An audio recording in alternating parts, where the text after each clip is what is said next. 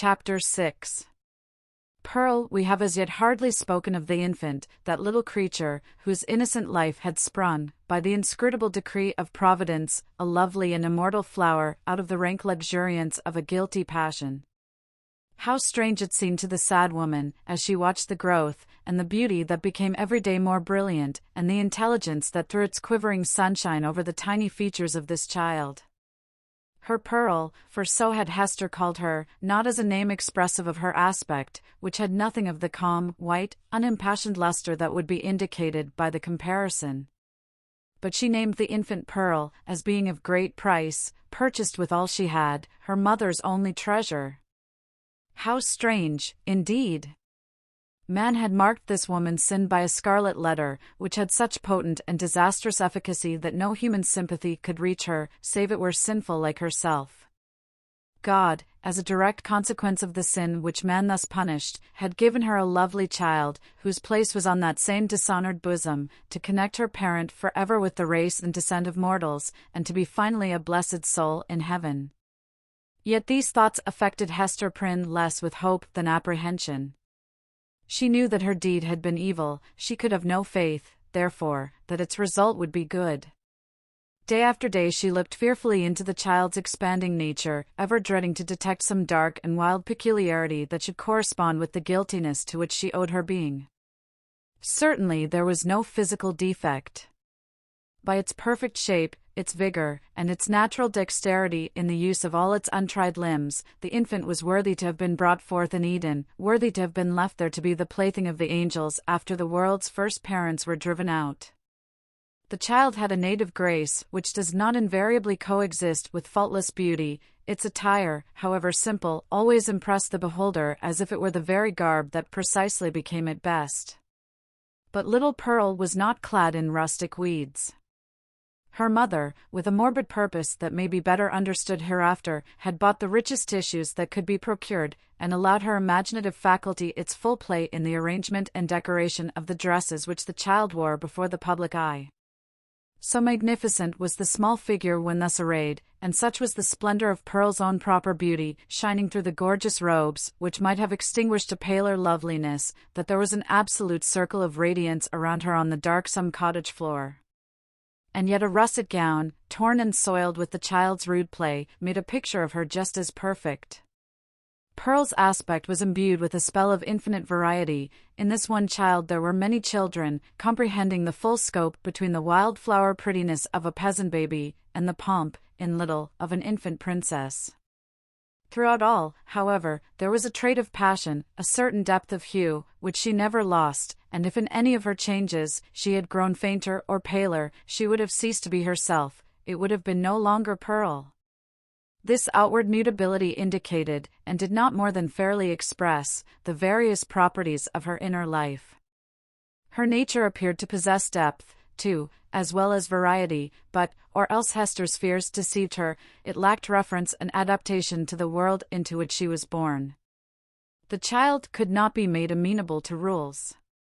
In giving her existence a great law had been broken, and the result was a being whose elements were perhaps beautiful and brilliant, but all in disorder, or with an order peculiar to themselves, amidst which the point of variety in arrangement was difficult or impossible to be discovered.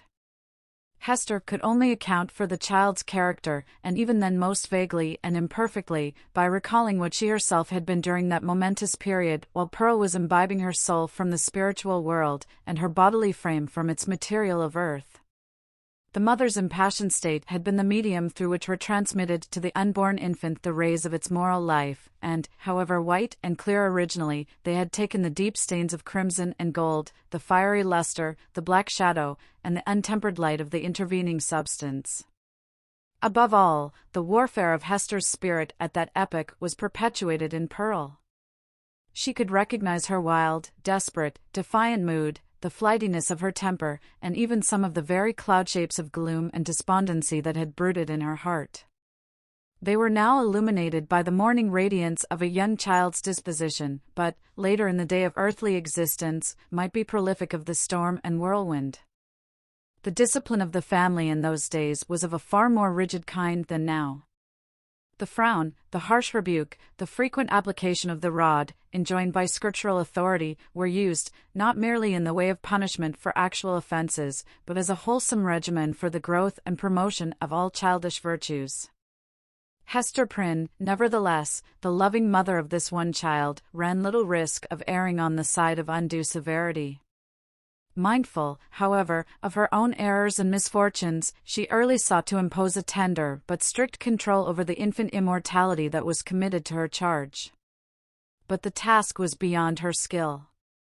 After testing both smiles and frowns, and proving that neither mode of treatment possessed any calculable influence, Hester was ultimately compelled to stand aside and permit the child to be swayed by her own impulses.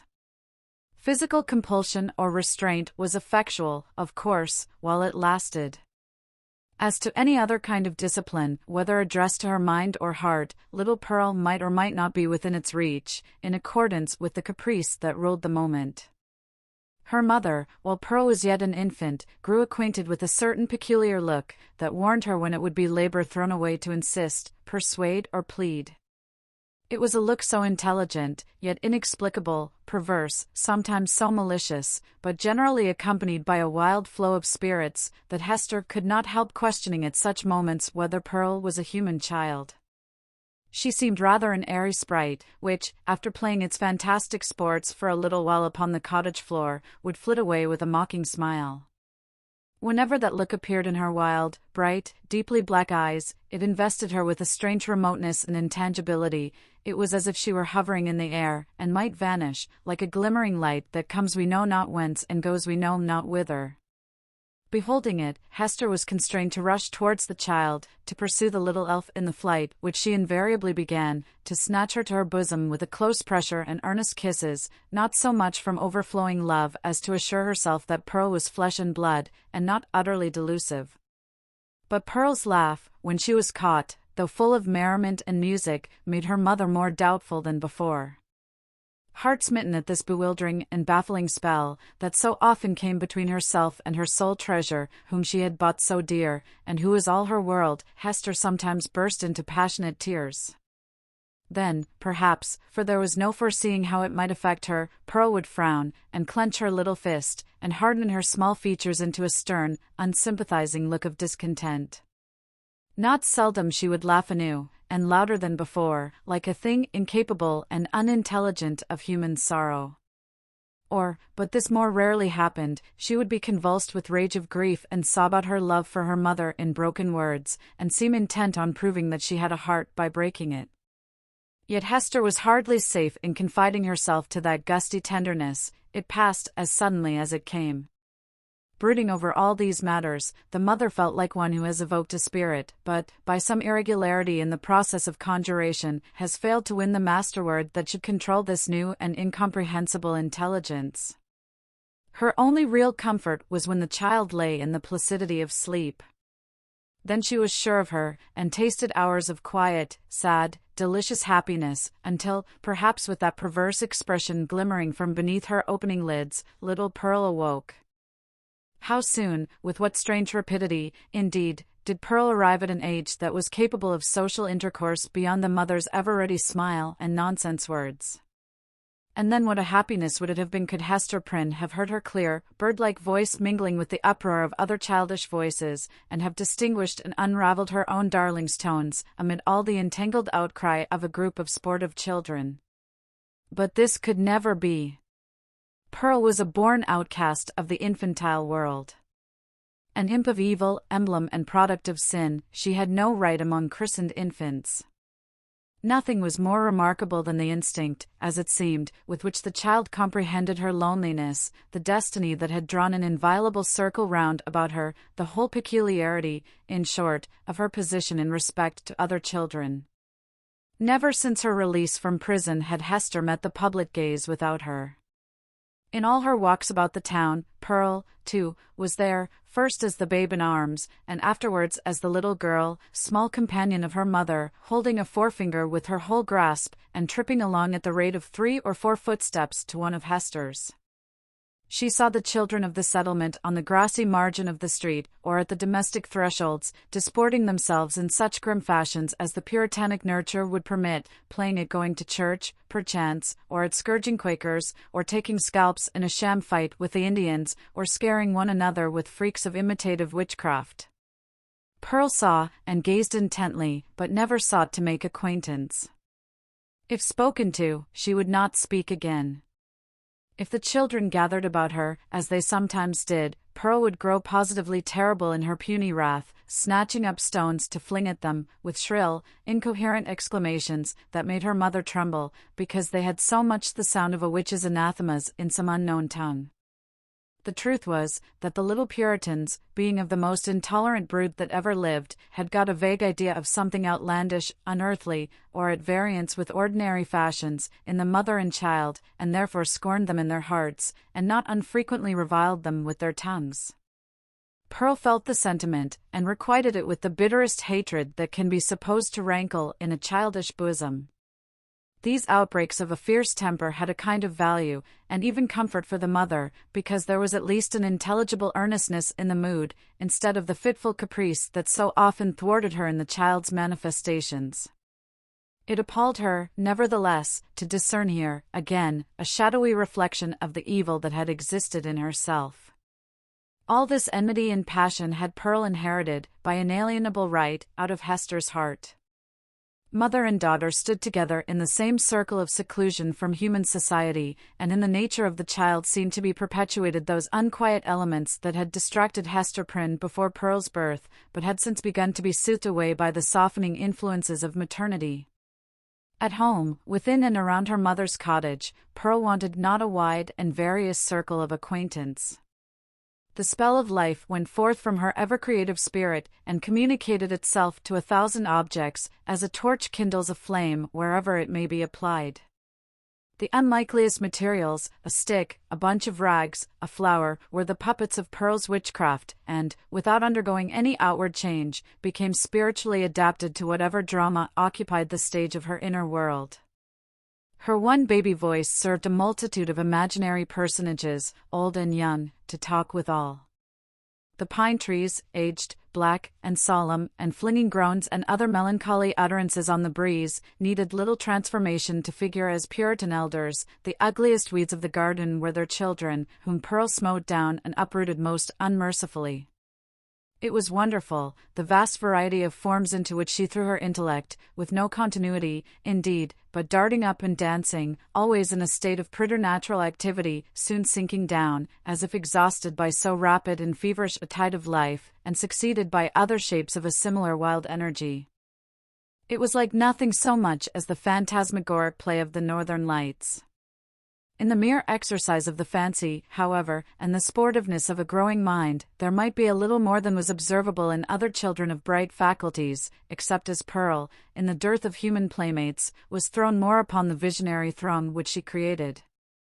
The singularity lay in the hostile feelings with which the child regarded all these offsprings of her own heart and mind. She never created a friend, but seemed always to be sowing broadcast the dragon's teeth, whence sprung a harvest of armed enemies, against whom she rushed to battle. It was inexpressibly sad, then what depth of sorrow to a mother, who felt in her own heart the cause, to observe, in one so young, this constant recognition of an adverse world, and so fierce a training of the energies that were to make good her cause in the contest that must ensue.